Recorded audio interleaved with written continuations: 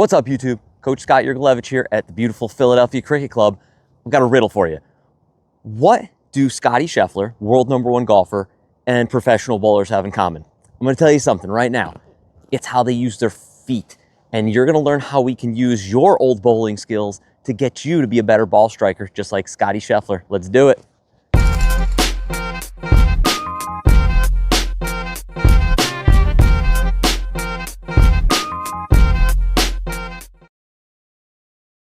All right, so this is a pretty common question, believe it or not, and not shockingly, because Scottie Scheffler is one of the best players on the planet and has been for about the last 2 years.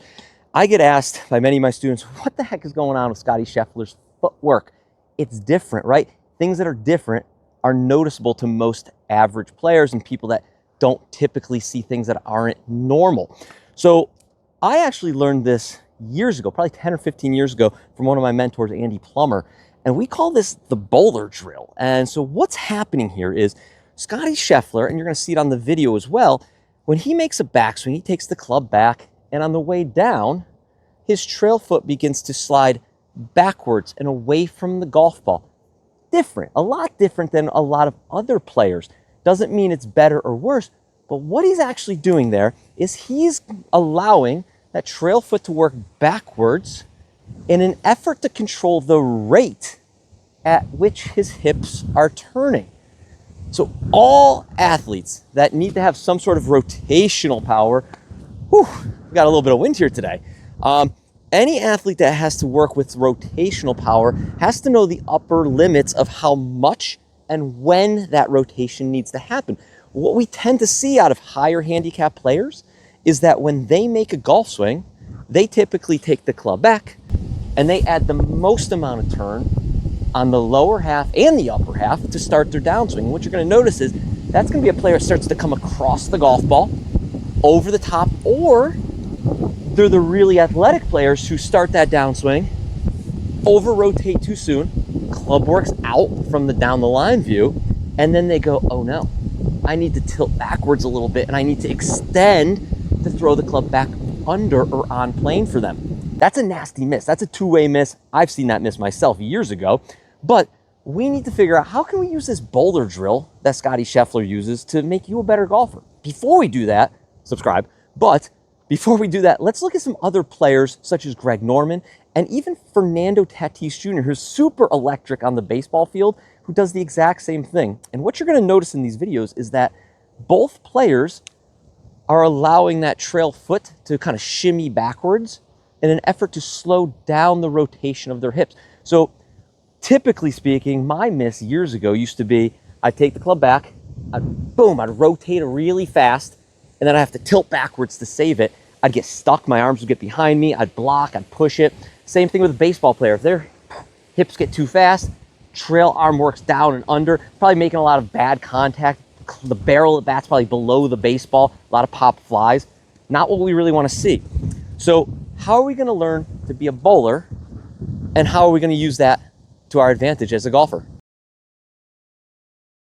All right, so the bowler drill is actually shockingly simple. What you're going to do is you are going to set up to a golf ball, especially if you're a player that has a hard time over-rotating in their downswing. You're going to set up to the golf ball normally. You're going to set up exactly the same way you normally would. Now, I'm not going to just tell you to fling your foot behind you. That's just hard to do, and you're probably not going to do it right anyway. So you're going to set up to the ball. We're going to preset a lot of this stuff into your golf swing. So set up normally, get your normal grip. First thing you're going to do is you're going to shimmy your weight a little bit to the left. Put it over here on the left, 60-40 for maybe these irons. I'd probably be doing this with like a wedge. Make it easy on yourself. Don't beat yourself up today. No need to do that. Little bit of weight on the lead foot, club in a normal position. And you're going to take that trail foot and you're going to just shimmy it on back. You're going to get it back about a foot.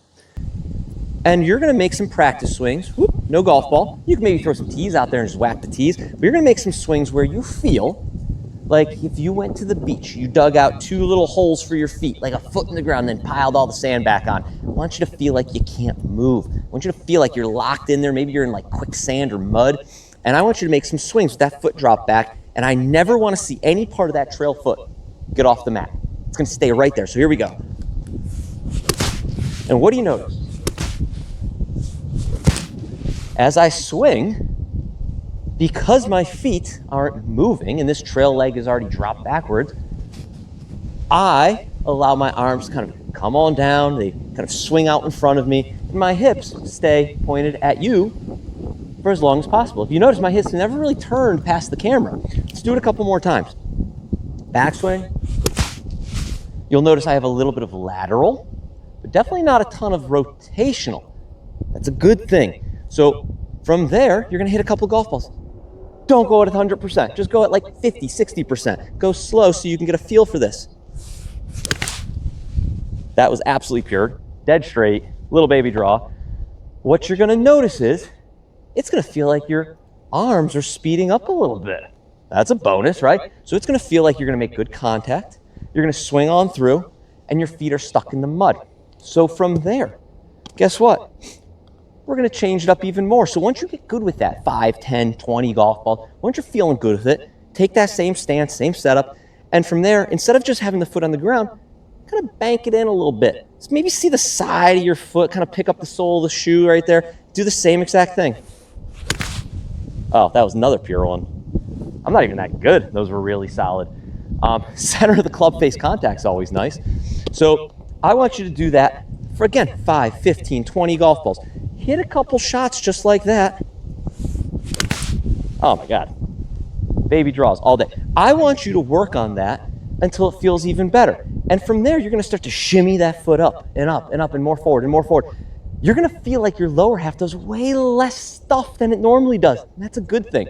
If you're doing it wrong, you're gonna notice your belt buckle rip around the corner, point at the target. That's no good. We don't want that. All we wanna see is a little bit of lateral and maybe the belt buckle point 45 degrees to the right. Maybe a little bit more, a little bit less. Doesn't matter. The specifics don't matter all that much if you're just trying to make sure you're not doing this in your golf swing.